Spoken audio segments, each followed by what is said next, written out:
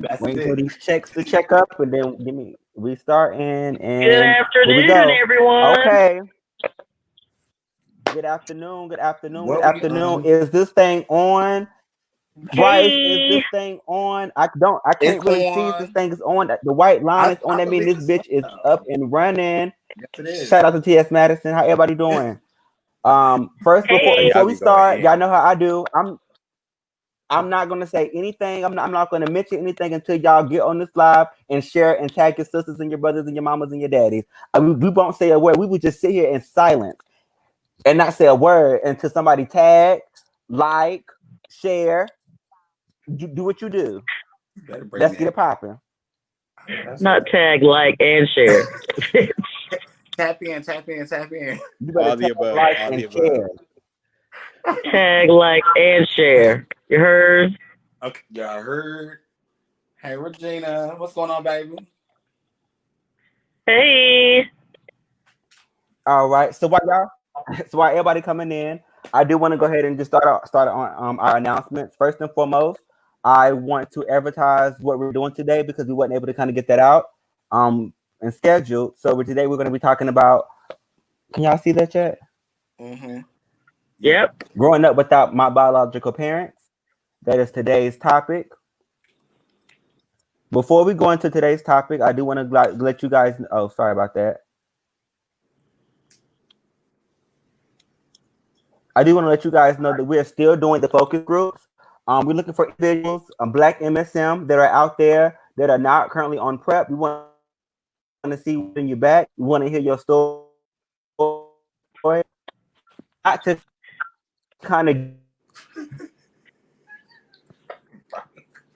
to be on prep. We just want to know why you're not on prep, so that we can build interventions. Historically, these interventions have been built by white people behind their desk, trying to figure out what works for us. We have a chance now to kind of come together and sit together and actually have a conversation about prep and how it works for us and create our own interventions that work for us. So I'm Hey, Sharon. challenging all of the Black MSM to come and be a part of this conversation. Thank you. So this is one of the flyers. If you can see that up, you can contact myself, Patrice, Bryce, or Sean. We're all available for you to contact and to be a part of that conversation. Adjacent to that, we're also doing some IDIs, which is in-depth interviews. What that is that we're looking for people that have been on prep or are currently on prep right now, to come and sit and have a conversation about your journey on prep. We want to know what worked, what didn't work, how it worked, how it didn't work, and so that we can build interventions off that as well. So please, please, please come be a part of that conversation. Contact myself, Patrice, Bryce, or Sean, so that we can kind of get that ball rolling. I also want to give a shout out to Crew. Crew is our sister organization. They stand for community resource for empowerment and wellness. They focus on substance abuse that relates to harm reduction. You can hit up Sean for more information about that. So please hit him up if you have any questions regarding Crew. I also want to bring up our sister project, which is called Project Uplift. That is a in-depth, case management services for the LGBT community. So if anybody that's LGBT community, anybody that's a part of the LGBT community, can be a part of that Uplift project as well. Okay. Okay. I also Awesome want sauce. to let you guys know of National HIV Testing Day. That is this Saturday. We will be having National HIV Testing Day this Saturday. You can come and drive Yes. up curbside and get tested in your car. Okay. We will have light refreshments, bottles of water, maybe some chips and things like that. For you to come up and get tested and spend time with us and just talk with us and things like that. Again, you will not be permitted to get out your car. We will come to you, test you in your car, and deliver your results while you're in your car as well. You can bring, matter of fact, I'll challenge any and everybody to bring your friends, your brother, your sister, your mother, and your father. Get them in the car with you and get them tested along with you. So The more it's the that type of merrier. party. The more the merrier. But again, we're going to be on 5th Street, which is where our building resides at. We're going to be facing the police station. But we do have a part of the street that is roped off for us to kind of test you guys and see you along your way. So please, please, please, please, please come and be a part of that and come get tested for National HIV Testing Day. All right. And I want to let my panelists introduce themselves. First and foremost, I want to let Bryce go ahead and get yourself rolling. Hi, I'm Bryce. I'm the peer treatment specialist here at RAIN. I specialize in getting those who've been out of care re-engaged into their care. I case manage them for a year, and I help them provide them with tools to help them navigate their care. So if you need my services, please call the number down below. Thank you. Thanks. Patrice. Hi, I'm Patrice. I am the PrEP case manager here at RAIN. I help people get involved in a PrEP program that allows them to get services for little to no money. And I also assist them in getting back in school, resume writing, finding a job, free counseling, whether it be mental health or drug counseling. I also help with transportation and other things of that nature.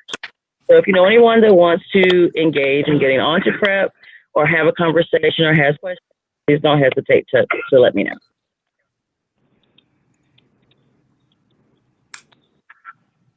All right, and Mr. Sean.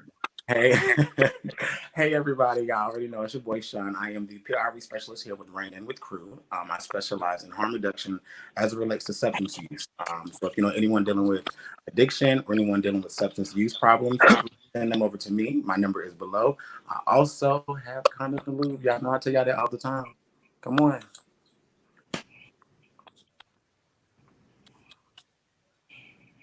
And so we actually have a special guest here tonight, a special panelist to hone in on tonight's topic. He goes by the name of Lorenzo. You can find him on Instagram at Oh That's So Neat.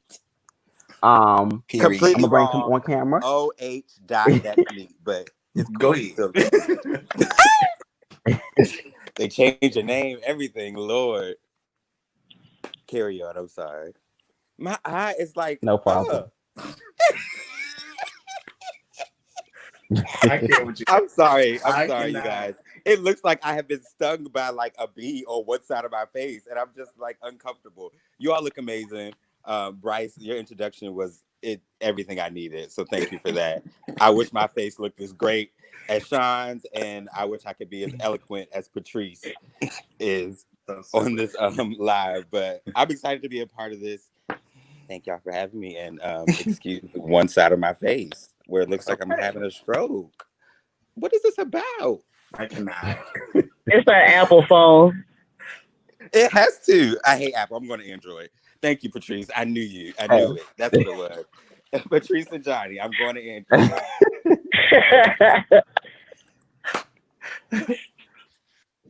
So we're going to get in today's topic. I'm going to let Sean introduce that. Alrighty. I guess the best way for me to put it, the reason why I came up with this topic, me growing up, I grew up in foster care and in group homes with the lifestyle of my family not accepting me because I was gay. So I kind of wanted to have a conversation and a dialogue about that to let people know, you know, you have people that have dealt with way worse situations than me. People that may have went through some of the same similar things as me, and I want to let people know that we can relate and that we actually go through things ourselves, and at the mental process of going through this thing and what it has done to us or how it is affecting us now, now that we're older. Brief synopsis. For me, I was around the age of 3 years old. My biological mom was on drugs really bad.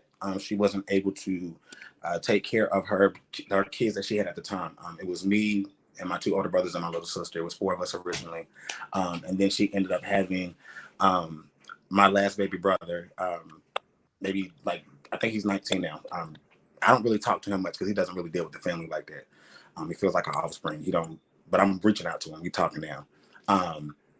alongside that, when my mom decided to give me away, she gave me away to my family. I ended up moving in with my aunt. Fast forwarded, me and my aunt, we had a really good relationship for the time being that I was at her house. I was middle school going into high school. I was leaving Cochran Middle School, going to Hardin High School. I had just got introduced to marching band. I was just kind of getting really comfortable with myself about like dancing and still being able to be me. I wasn't always gay. I dated females up until I was at the age of 15. And then I started experimenting with males then, and I was going through the whole bisexual phase and everything of that sort. You was a real one. You was a real one. In the process of that, at the age of 14, when I was with my aunt, one day, I guess she just seen the way that my body language was, I was moving and the way I was starting to kind of get comfortable with myself. And she asked my cousin at the time, did she know anything about me being gay? That particular cousin that she asked did not know. She was just, I never told her anything about how I felt about dudes or any experiments or anything that I did with guys. I didn't tell her, but my cousin Jessica, I did tell her. So she went from one cousin to the next cousin and asked her. And when Jessica went and answered her question, Jessica told her the truth. Jessica said that, yes, my cousin is gay. Like, I don't see what the huge issue is. Literally, upon my cousin telling my aunt that I was gay, that same exact day of me getting out of school at 2:15, I had to pack all my bags. I had to literally gather all my belongings that were in the house at that time. And my aunt did not want me to, she was really into church then. So she didn't want any homosexuality around her kids, or she just wasn't with the whole gay thing at all. Like, she was so against it. So she literally made me pack my stuff that day, and she dropped me off at a 14-day group home at the time that I was in. It was called The Relatives. It was off of East Boulevard. She dropped me off there. She had made some phone calls prior and everything. It took like maybe 2 hours for her to get everything done. But she dropped me off there. From that very day, I had so many questions in my head about like what the freak was going on, like why am I even here? And to actually have my family see me going through what I'm going through because of the fact of me being gay, it bothered me. Like I never really fully understood that. Leaving from the 14-day group home, I went to court. I had a court date with the judge. The judge didn't understand while I was in there. He was like, you're not a bad kid. You don't have bad grades. Like, I'm really not understanding this. And it really was literally because of the fact of me being gay. So he didn't want me to stay in a group home long. He had a plan for me as far as me being in a group home for a certain amount of time. And then he wanted to branch me off and go to foster care. I ended up leaving the 14-day group home and I went to Elon. Elon Group Home is off of Sharon Road West. I don't know if a lot of people know about that group home. It was attached to Kennedy Charter Public School. So literally the same building I went to school in is the same building that I slept in. Like, I just walked out one door and went to the next in that group home. And I stayed there for maybe about a good 6 months before, I decided to make the conscious decision to say, hey, like, I'm okay with going into foster care now. Like, I want to deal with another family. My family don't want me now. Nobody's coming to get me. I already see how this is going. So fast forward a little bit in between, I ended up getting a chance to go stay with a family for 2 weeks. And that was a test and trial era for us and me and the family, because they needed to see if they were able to like me and adapt to me as a child. And I needed to see if I was actually going to, adapt to them and everything that they had going on. And they already had kids at that time too. They had their own biological kids. Ended up liking the family, the very first family. They took me in very quickly. We literally just got along really quick. From there, literally, my story literally goes, it's so much that happened when I went into foster care, y'all. Like, I've literally went to 2 different foster care families. And in between all of that, my mental process, like my whole mental thought of just thinking like, my real family is actually watching me go through all of this in the same city. Like, they're right down the street and I watch them not go through this. And like, I'm having to deal with different families and deal with people that I don't know and adapt to these different changes. I switched schools like 3 times. I mean, it was just so much that was going on that I wasn't able to comprehend. And let me back up too. My dad, I do not know who my dad is. I grew up without a dad too. I don't know who my dad is. I was lied to for so many years, telling them my dad died or my dad was alive and he just wasn't a good daddy. So not having a dad and my mom giving me away, on top of my aunt giving me away, and my family turning their back on me, that was my whole issue. Like I didn't understand none of that at the time. I got to interject and ask questions if you want to. Quick question. Mm-hmm. Yeah. So, before the age of 18, did you ever get into or ever come in contact with a stable? Were you ever stable before the age of 18 with a family? Or was it you got out? You came out of the system, out of foster care from a foster home, or you never got placed with an actual family and got stabilized there? So I was situated with one family. The first family that I was introduced to that I got along with, and they got along with me. I ended up staying with them for a while. I was, the issue came in when I started getting older, and it was a curfew that I had to abide by, and I couldn't be in the house by a certain time because I was out partying and just trying to get my mind off of what I literally was dealing with when I had to go back to this house. But at the age of 18. That's when I emancipated myself out of DSS custody. For those who don't know what that emancipated means, I went AWOL. I ran, I hid, I stayed with people that they couldn't find me because I didn't want to go back into DSS custody because I didn't want to stay with the second family that I was with. So, yeah. So being, like I said, just being stabilized with one family, that happened for a short amount of time, but they were looking to adopt me. They wanted to adopt, but things just started going downhill with my behavior, which caused me to not have that family in my corner at that. And they just had, and I still talk to them to this day. They don't dislike me or anything. They knew what I was going through, and they just had to document everything because everything was literally strategic. When it came to foster care and group homes, like they had to document everything. If I came home late, they had to write that down. If I was in school acting up, they had to write that down. If I'm at the house cutting up, they see, me acting different, staying in the room too long. They had to write that down. So it was a process. Yeah. How do you think that you've been affected, like mentally now, going through that? Being able to go back in the community now and being able to work with people that have possibly dealt with the same thing that I've dealt with, it makes it a little bit more easier for me because I can actually relate to what they're going through. Some people think it's an easy process. You just get placed with this family or you just get put in a group home and then your life everything else is just handed to you on a silver platter because, you under DSS custody now. They're going to pay for everything and give you this. And, the stories and the things that I've heard while I was going through that really affected me then. But I always had something in the back of me or in the back of my head and my heart that I wanted to give back and actually do something that could benefit and help someone mentally when dealing with this situation and let them know that, like, listen, I've dealt with this too. I know exactly what you're dealing with. This is how I process the situation. Not saying you're going to have to deal with it the same way because you may deal with way worse situations than me, but just being able now to use that and tell my story and be able to help somebody and let them know, like, a lot of people don't even know that the way that I act, they don't know that I went through foster care group homes. They think because now how I act with my real biological family that I always grew up with them. I forgave them, but I didn't forget. And it wasn't all of them that I had to forgive because it wasn't their fault. It was that one particular person that decided to make that decision. So, Okay. Lorenzo, how does your story sound similar to that, or is it a much different experience?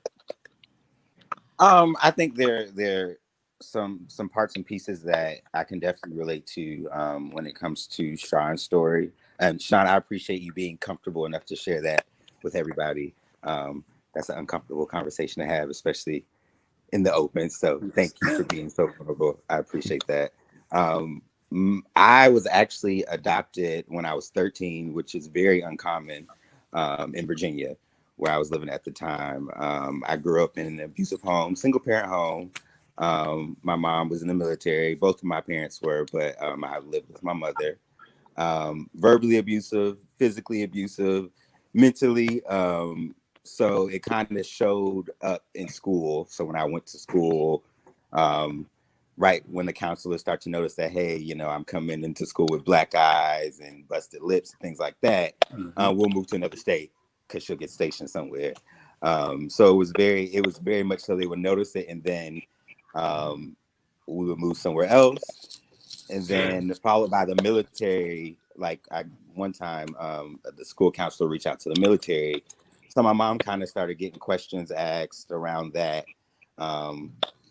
At her station, you know, like what's going on with your child and all this other stuff. So she kind of labeled me the problem child. And in the midst of all that, you know, she's telling me that my dad isn't this and he's not that, a man that, you know, I rarely get to meet. So it was just a kind of interesting time. We had moved to Virginia for the last time, and I had ended up running away. Like I was just like, I'm just gonna keep running away. And this lady, actually a young lady who was in middle school with me, her mom lived in the neighborhood, and she had noticed that my mom had packed up all my stuff and put it on the sidewalk. And this is in, I don't know how many people are from Virginia or know about Virginia, but this is Newsom Park off Chestnut Avenue would probably be considered the hood in Virginia, Newport News, Virginia. So, you know, when a child's stuff suitcase is put on the side of the road, this lovely lady decided to call Child Protective Services. And then it just kind of went from there. I was immediately placed in a group home, which wasn't, you know, extremely terrible. I think for my personal journey with being in foster care or being adopted is definitely a little bit more different than a lot others. It wasn't all bad. All that of a bad experience for sure. But I had ended up going to a group home, and then I went to the first family. And the first family like smoked heavily, and I had asthma at that time. So, you know, I was just one thing my mother had always taught me was, you know, make sure you tell people that you got asthma, so you know nobody won't be smoking in your face. So that was kind of moved me on to my I went to another group home kind of in between, and then my social worker came and asked me, like, you know, what kind of family are you looking for? And the weird thing about it is I said I wanted a white family. And looking back on it now, I'm kind of giggling because it was just interesting, my thought process and my mindset. And now what's going on in the world, I wouldn't dare have chosen a white family at all. I'm very grateful for my adopted parents. But the funny thing was, like the following week, like they bring this lovely Christian couple into the principal's office, and I get to meet them, and they take me to their home, and I literally grow this crazy bond and attachment to them. Mind you, I still have attachment issues, and they probably noticed that like off the bat when I got in their car or whatever. And the rest was history. And it sounds so lovey-dovey, doesn't it? But it wasn't all that great. It wasn't all that great. My story was it was way better than most. But I did have like my ups and downs. My mom, I am a child of 3. My biological mother's side, my biological father, who I do know and who I do now have a relationship with. I want to say he has 12 to 13 children. And my adoptive parents have 3 kids, two boys of their own and a daughter of their own as well. And then they had 3 foster children.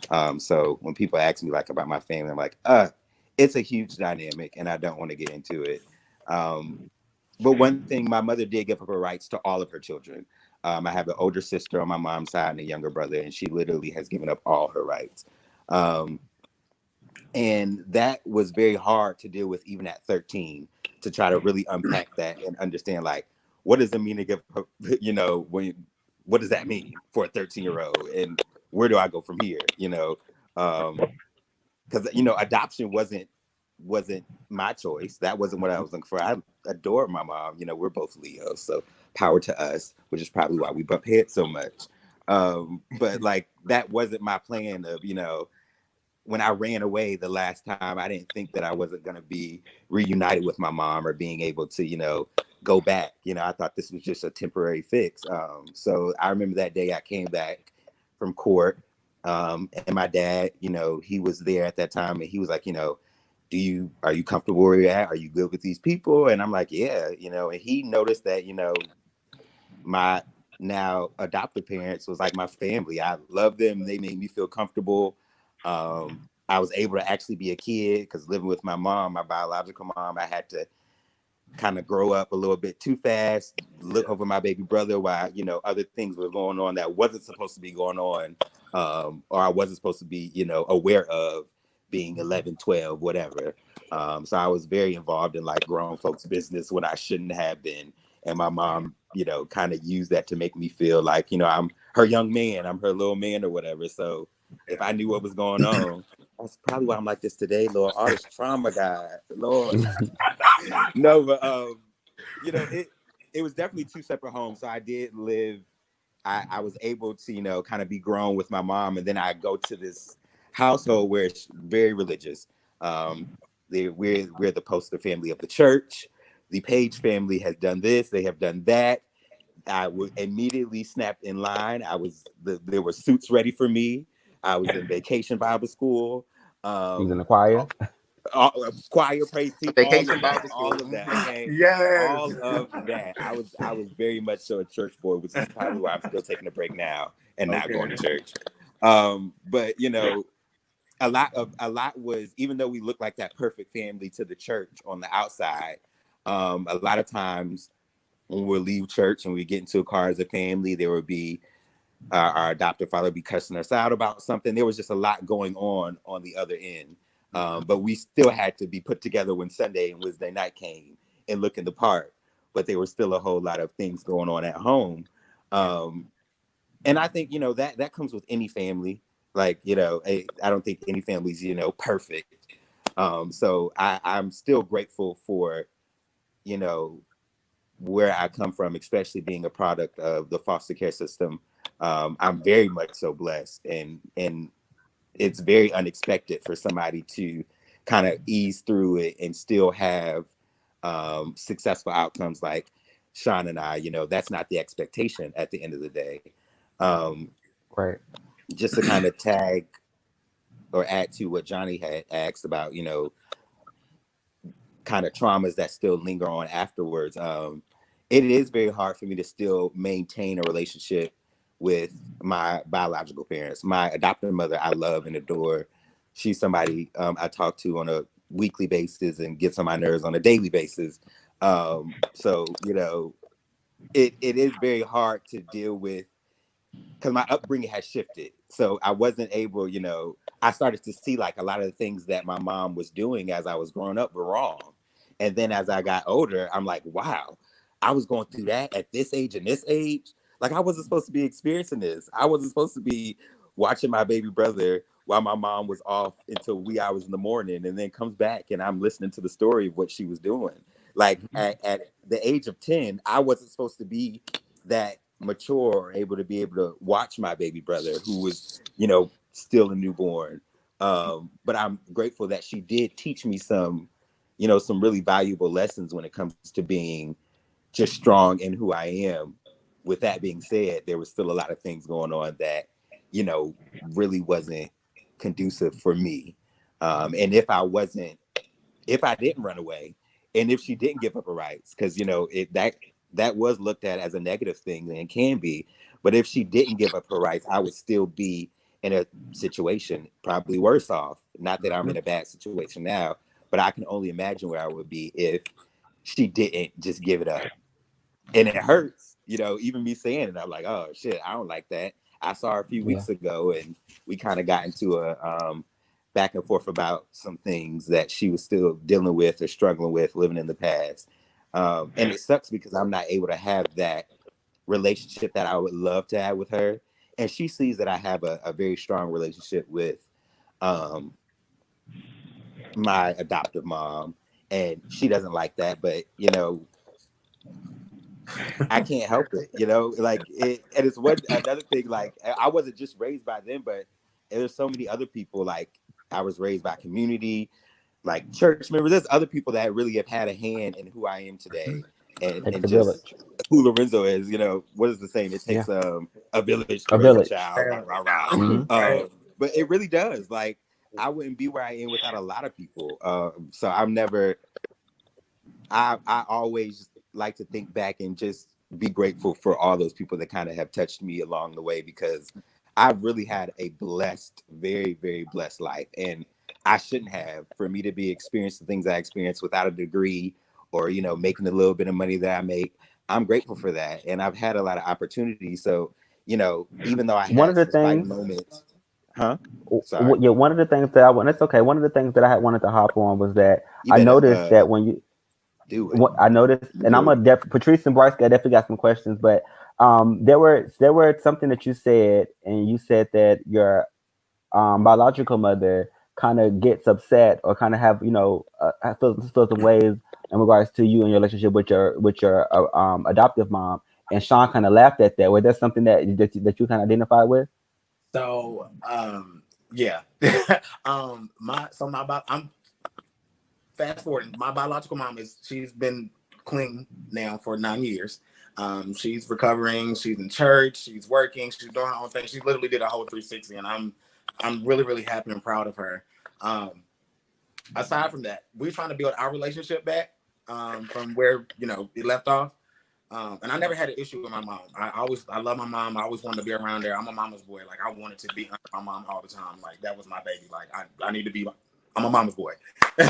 But then my godmom. So when I was in foster care, when I ran away, when I emancipated myself, I met my sister. That I call her my sister. She's not my real blood sister, but her name is Jody. I met her and her family, and her mom was like the sweetest person that she accepted everybody for who they was. Everybody was coming to her house. She would feed everybody. She would make sure everybody was straight. You needed a job, she was gonna help you get a job. We just grew a tight relationship and a tight bond. So since then, now that my mom is back in my life and she sees where another woman was raising me and teaching me certain things that she should have done, she gets a little jealous of it. And I think she gets a little upset sometimes when I call and I'll be like, oh, let me call. And it just slips sometimes, but I'll be on the phone with her as my biological mom, and I'm like, oh, let me hang up. I got to call my other mama real quick. And she's like, I'm your mama. Why are you not talking to me? Why you didn't? And I go to each one for different things. And she doesn't, Yeah. I had to break that down to her. Like my godmom, I can go to her and talk about, you know, certain stuff when it comes to jobs and stuff like that. My mom, my biological mom, I like to talk to her when it comes to my emotions, like my feelings and stuff. Yeah. Like, she gets me a little bit more easier. Yeah. So yeah. That's why I chuckled when he said that, because I'm still dealing with it now. So it's crazy. I'm about to have an Oprah moment. So before I go into my Oprah moment, I'm going to let Patrice and Bryce ask their questions, because I have questions, a lot of questions, but I know that the answer can be very long winded. So I'm gonna hold off. We both are. We can't help it. We got a story. I have a question for Lorenzo. Being that your adoptive family was so religious, when you chose to come out, how difficult was that, and did they have any problems? It was definitely hard. My coming out experience was not the easiest, because I was raised in a very sheltered environment when I got adopted. Like, you know, ring dance was out of the question. We couldn't do certain things and be a part of the secular world. That's how I was raised. Yeah. Right. Yeah. You know, so I kind of hid that in for the longest until I probably graduated high school and then moved to Charlotte, which is in 2012.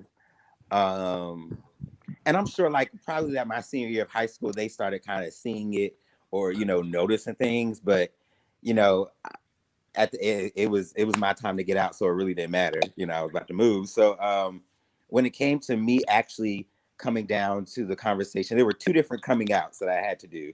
One was with my adoptive father, who I don't.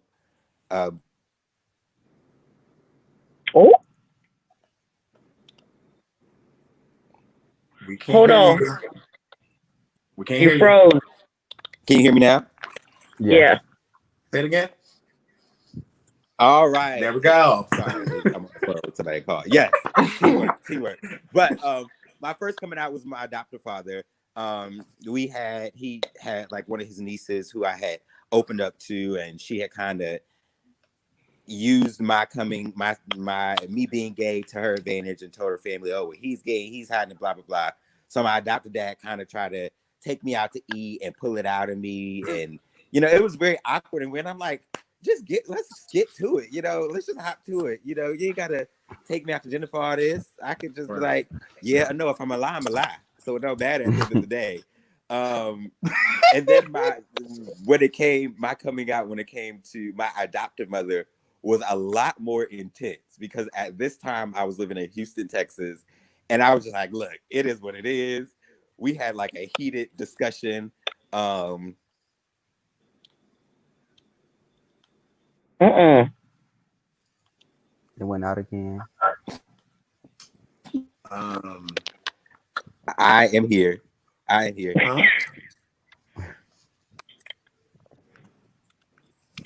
Come back, Lorenzo.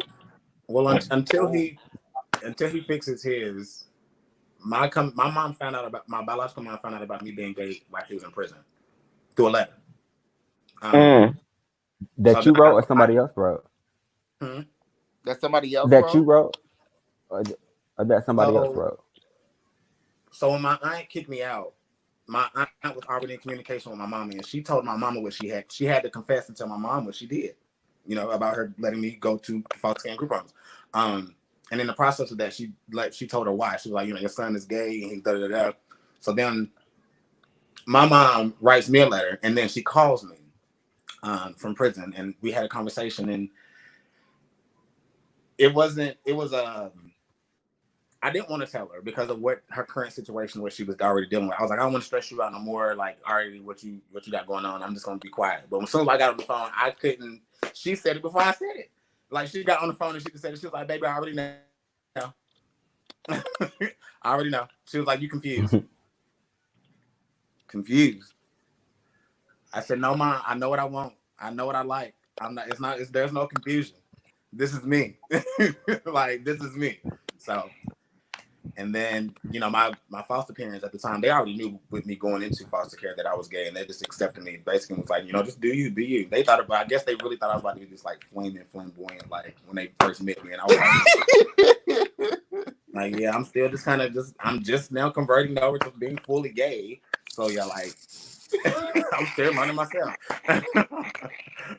I love that term, fully gay. Okay.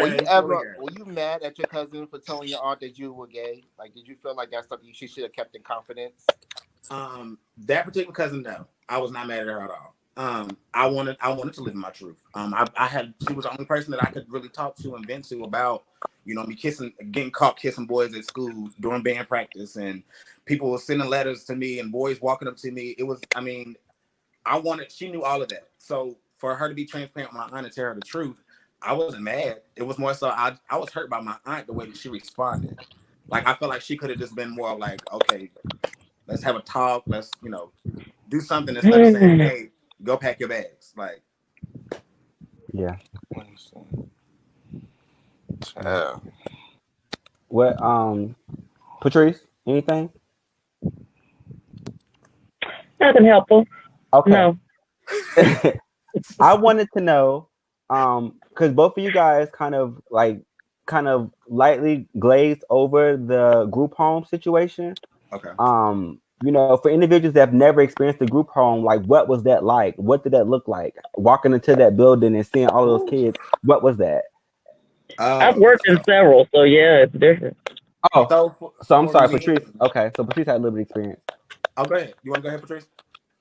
No, she was just saying that she had that experience in it, and I didn't know that. But yeah.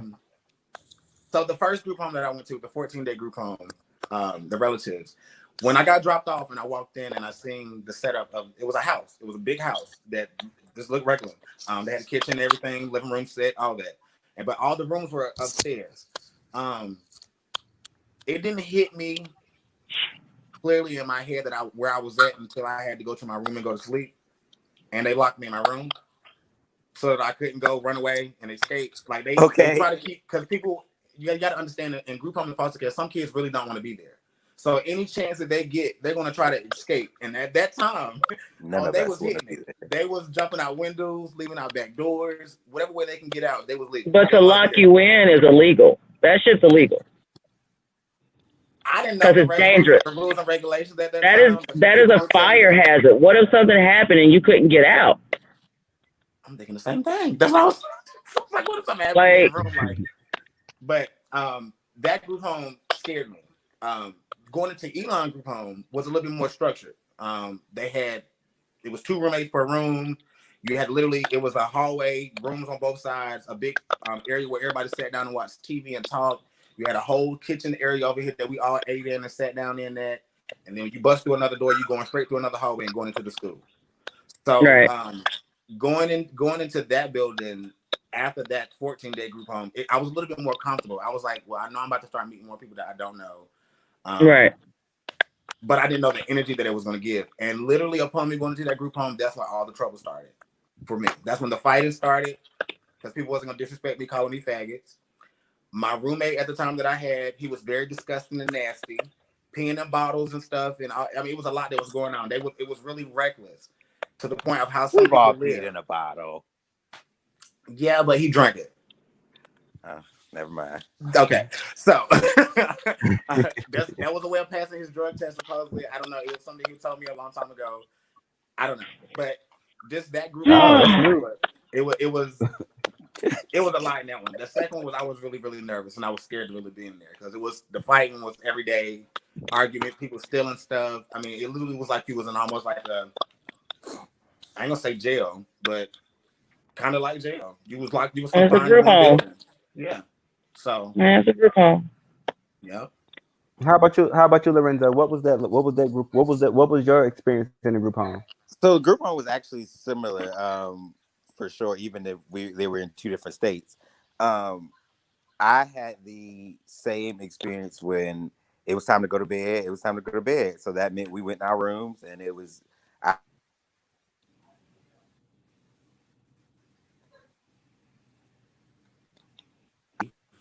Hello? Mm-hmm. Yeah. It's going in and out. It hates me. Like, I think somebody set me up. I don't have time for this anymore. But there were like 2 or 3 children in the room. They would lock the door and they would come to check every like couple of hours or so. Like literally they would open the door, flash the light, close the bag. And that was their job. Usually these were I know it was like a few younger people that worked on the staff overnight. Some were probably in school for sure. But a lot of the things like they weren't trained, to really deal with kids, especially with the level of trauma that a lot of us had experienced. So a lot of them were a lot of kids that were there were physically violent. And, I feel like for the people who were in charge or watching over us or whatever the case may be, it kind of was weird because it was like their chance as the adult to show a kid that I'm gonna set you straight. So, instead of, really taking the time or using the proper techniques to calm down, it's a grown tail man fighting with, a 15-year-old, so it's just, and it was just a weird kind of place to be in at times because you kind of knew I don't want to deal with this person because I know, they're kind of weird or, they might do something crazy and get away with it. Like we kind of knew who we could deal with and form a bond with, but we knew for sure that the overnight person was not the person to deal with because they were just going to do what they wanted to do. And it was literally times where they were fighting kids. And, when you're being in a group home, it's your words against these lovely professionals who are running the facility. Right. That's bullshit. Should have turned them motherfuckers in. Time, it might not of course it's not supposed to be that way, but at that time, that's how it was. And I saw kids who were experiencing different things and, their social worker didn't relieve them. And as kids, we're not gonna all band together and be like, "Ooh, let's go overthrow this." These people like that's not happening. So we're all experiencing. Were you in Virginia when that happened? Yes. I was about to say, because yeah, Okay. they trained them here for that, like how to de-escalate situations and all that. Yeah, Like, because I did And all even of those informal, things. that this was, it wasn't the best. And I know that the group home is probably shut down now from my understanding, but they were getting away with murder, just with a lot of stuff.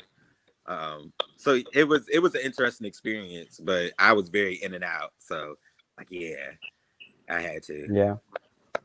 And you One do of the see things that that with. Sorry, go ahead. no, go ahead. Go ahead, baby. I was going to say you do see that with some group homes. Unfortunately, I've worked at group homes where I've turned in staff for inappropriate behavior. I have worked for companies who have other group homes where you got staff. Like I always choose to work in male group homes just because me and females are not the best of friends, and young females especially are very aggressive, and I don't handle that well. But in a lot of the female group homes, you would have male staff sleeping with the kids. Like it got crazy. It can get crazy, but it's up to the staff members to make sure that that group home is a safe space for those children, because a lot of those children are coming from horrible, horrible homes, and it is not fair to them, and you're doing a disservice to them for that group home to still feel unsafe. exactly. That makes me so sad to hear that, and I'm really, really sorry that they failed you in that way. Yeah. I also wanted to touch on the dynamic.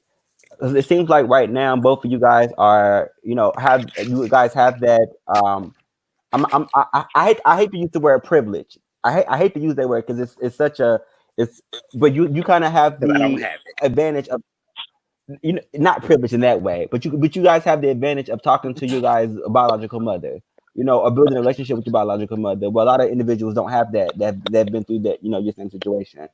And I know that you kind of touched on it, Lorenzo, as well, over the experience you had over a couple of weeks ago. But like, ever talk about, that moment when your mother had to make that decision to give you up, or that moment where she had to give up her rights? Did that conversation ever come about, and how did that conversation kind of go? So I will first say, just to kind of give you a small background on my biological mother. My grandmother, was murdered in a field in Sacramento, California, a football field. And this is when my mom was probably in her kind of preteens. I don't know the age exactly. So just to kind of set a setting of kind of what that trauma could do to a child, and the mindset, and just to kind of go and live. She was adopted by her grandmother, who was not always the best. There's different family members that she's dealt with that has done, her harm at the end of the day. And then growing up and being in, marriages and, different things like that. Right. So I try my best to see her at least once a year if I'm speaking to her. But I have tried. It's like it's such a weird thing, because it's like, when somebody has done you wrong and they feel wrong and their demeanor changes towards you, but they don't know how to say it. They don't know how to put it in words. So for her, it was very like, she apologizes very general. I'm sorry, I ain't always been the best. That conversation in the Black families, it usually comes from the fathers, right? I ain't always done the best, but I tried. But for me personally, it wasn't good enough. And I'm just being honest. There was a lot of different things that I experienced while growing up with her that I shouldn't have experienced. And maybe I don't know if I feel wrong for saying, I might need her to address a lot of the things. And I honestly don't care. And I feel like I have a right to feel like, you can't just give me a blanket statement of an apology, where there was a lot of different trauma and abuse and stuff that I shouldn't have seen, that, has happened. And she kind of has this role now where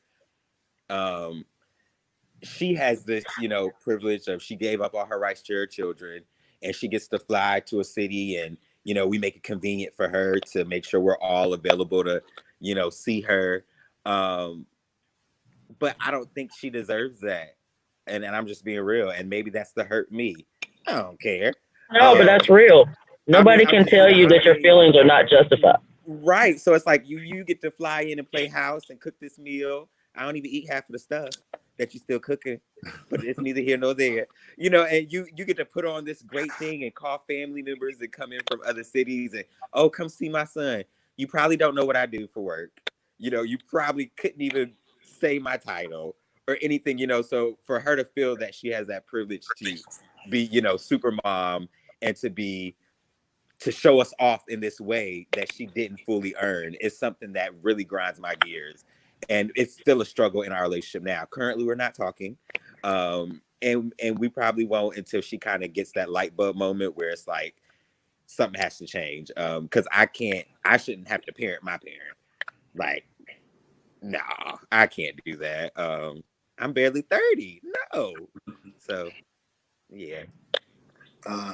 Sean? I You got like? like, I'm not I gonna had read. to, I'm not gonna read the name, but she gets to celebrate, but don't contribute to your success. I totally get it. Mm-hmm. But somebody commented on it. So for me, I got a little emotional. I had to wipe my eyes when I got off camera because that conversation, I wasn't expecting Johnny to ask that, and I wasn't prepared. That conversation piece for me and my mom was very touchy. It was very heartfelt for me because I'm such an empath.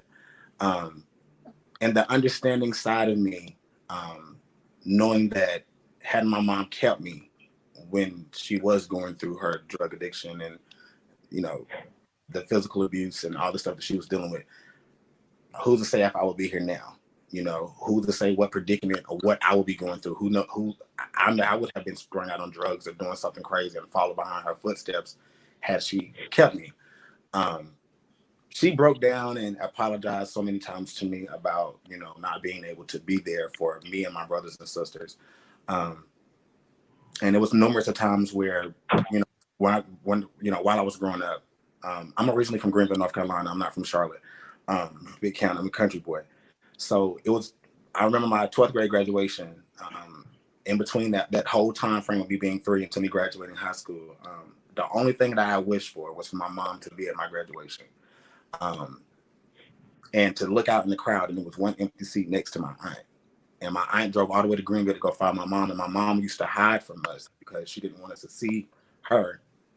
And I'm shaking y'all out, excuse me. She didn't want us to see her while she was high, or she was dealing with what she was dealing with.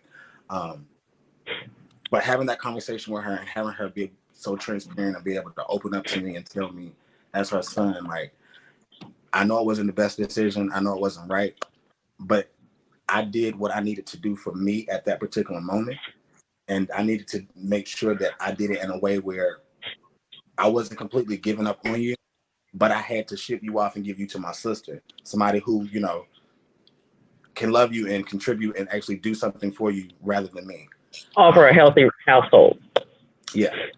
So, you know, it's just that conversation piece it was very hard to have because before she even apologized, I used to be so judgmental.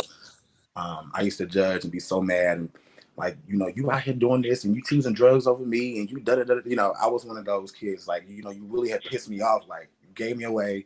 You're not a part of my life. You're not doing nothing. I'm not asking you for nothing. The only thing I asked you for was this one thing.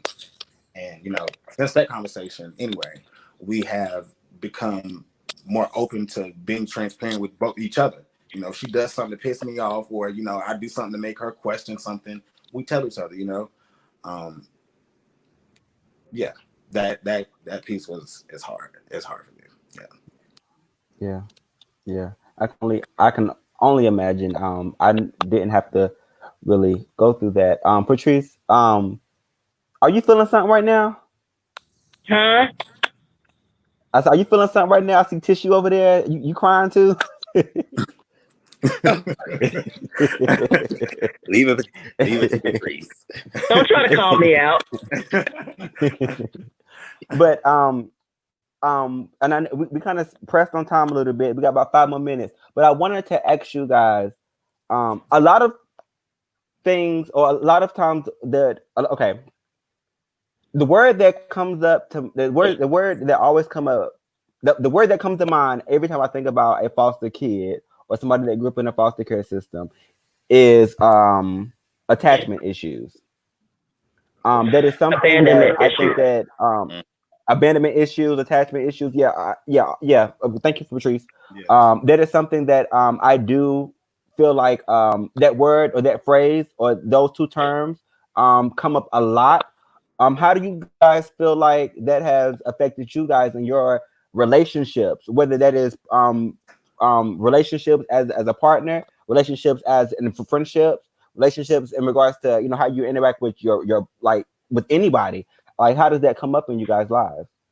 Um, I was thinking about this while Sean was talking. So I like in that time period of me seeing my mom in different relationships, unhealthy relationships. This is all of the things that I'm experienced as a kid. Her, possibly using different men for whatever. It just a lot of different things. I didn't notice that it played a part in like me seeing that, because I always say growing up, I would never be like my mom. I wouldn't do anything. And probably like three and a half years ago, I was like, dang, oh my God, my mom was doing, and that's what, and I'm turning just into my mom. And it's like, sometimes it just happens, and no matter how hard we fight it, like I saw a lot of things happen as a child. So it's very hard to kind of break that habit. And sometimes I've had like really honest moments with my mother, and it was just like, hit her up like, did you have attachment issues? Like, have you ever experienced certain things? And we've been able to have, those small, glimpse of productive conversations. But there still is a lot of different things that she hasn't dealt with for herself as well as me. Now, when it comes to relationships, I've gotten better at them. I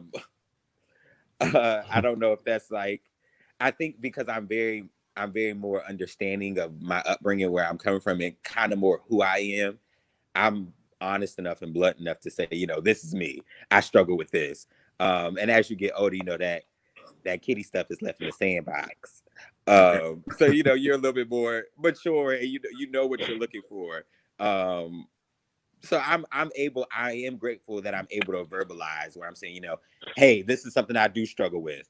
And this is why I struggle with it. Not a lot of people are able to do that. So I'm very kind of candid and straightforward for the most part, depending on, as we say, it's relationships. So for relationships, you're pretty much going to get that side of me. Anything else? For me, I'm glad Patrice said that abandonment issues. I think I deal with both. I know I have attachment issues. When I meet somebody and we connect on a friendship level, relationship level, I don't care. Once we connect, like at that point, I'm scared to lose you, or scared to lose you to something else. It doesn't matter. And as far as like the abandonment issues, I expect people to leave. I expect people to at some point get tired of me or get tired of the situation, and just because it's happened so much in my life and I'm so used to it now. So it's kind of like a mental thing. Pattern. Self-sabotage. Yeah, like I will put myself in a box because I'm like, okay, well, like I'm dealing with this person, I really like them, and but I'm kind of scared they're gonna leave. But then I kind of don't want them to leave, but I'm stuck in between. Like, what the freak do I do? Like, what do I think? But I definitely deal with those issues. I think that plays a big part for me now, and that's the reason probably why my butt is single still. But it's okay. It's okay. It's all right. I'm dealing with it. I'm recognizing the situation and I'm dealing with it. Okay, I'm ready to talk now, John. Go ahead. I had to get myself together. I get so emotional because I have so many kids that I've adopted being part of this community. No, I am not LGBTQ, but I have a lot of kids that I've adopted for the same reasons. They cannot be with their parents, whose parents don't understand them, whose parents have disowned them. And all of these stories are so much alike, and it is heartbreaking. I have sat with them at night and let them cry on my shoulders, and it is heartbreaking to me that they have to go through this. And that's why it makes me so sad. That's all.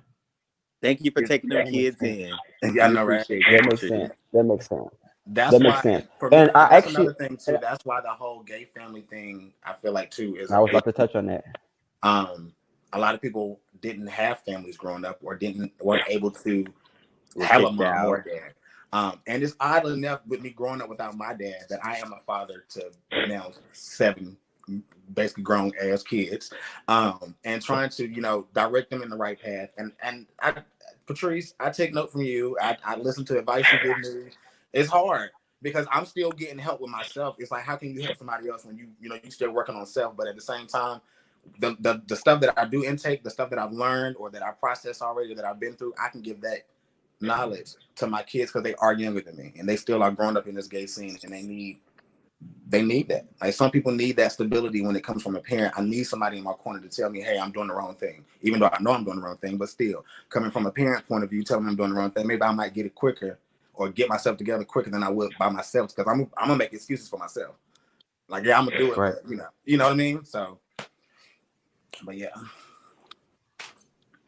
I think that first of all, don't go nowhere because I'm about to play a video right quick. But I want to thank y'all for coming on and sharing your story. I know, for coming on and sharing your story. I really appreciate it. I got tear-eyed a couple of times, but it takes a lot for you guys to come on here and actually talk about stuff like that.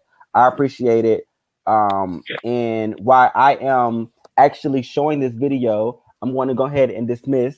Sean, you can go ahead and take. I know you got to go. Yes. All right, you guys. Y'all already know. Once again, my name is Grace Sean. I am the PRV specialist with Rain and with Crew. I specialize in harm reduction as it relates to substance use. So if you know anyone dealing with addiction or anything of that sort, my coworkers are going to be left on here. They're going to provide my information, my phone number, email, whatever you guys may need. I also still have condoms and lube for free if you need any of that. And I love all you guys. I thank y'all for tuning in. Thanks for listening to my story. Thanks for letting me be transparent. I really appreciate it. And just keep me in your prayers. Just keep me uplifted, y'all. I love you guys. I'll see y'all later. Thank you, Sean. Thank you, Sean. So we're gonna be closing up in a second. I do want to remind you guys that we are doing National HIV Testing Day. That is Drive-through Saturday. So I wanted to kind of give you a little insight of what that looks like. And how that can be a nice and pleasant moment. You don't have to be scared of it. So just watch this video for me.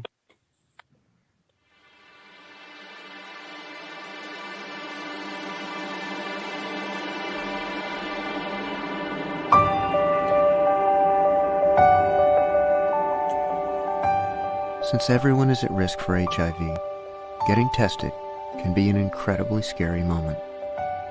2 different outcomes can lead them down 2 different paths. One path could be the most devastating news that they could have heard. The other, a wake-up call. This can be an extremely difficult and scary time, but there is hope. Whether the test is positive or negative, they can find hope and compassion at RAIN. RAIN is a place where there is no judgment, where one can find help such as medical case management, help enrolling in health insurance, safe housing, food insecurity support, transportation to appointments, and mental health counseling where you will be treated like family. RAIN is a place where your test result never defines who you are, and where you'll find the support and tools you need to live a happy and fulfilling life. 2 different test results may take you down 2 different paths, but RAIN is here to make sure those paths end in the same place. Live fully with or without HIV.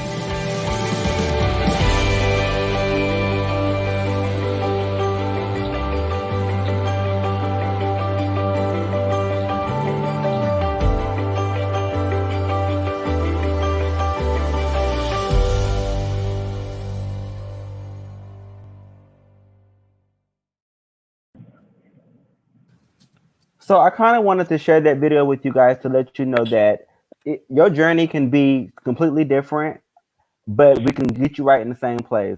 Myself will be there to do the testing. Patrice will be there to do the testing. Bryce as well as Sean. And no matter what that outcome may look like, I promise you will not be alone. There are people out there that's going to help you along the way, whether that test is positive or negative. We have opportunities and things out there for you, no matter what. So just come out and still get tested. I want to thank you guys for tuning in tonight. This tonight was a very touchy and emotional topic. Thank you for, I couldn't find a word, emotional topic. But I appreciate the guest panelists for coming on and sharing their story. I really appreciate you, Lorenzo. It meant a lot.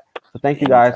And if without further ado, I'm sorry.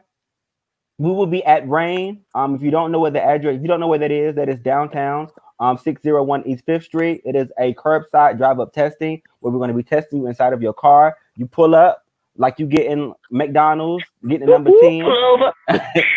And we're going to come out to you, prick your finger, get your blood, get you your result, give you some information, and have you drive on about your day. So it's pretty easy, pretty fast, pretty quick.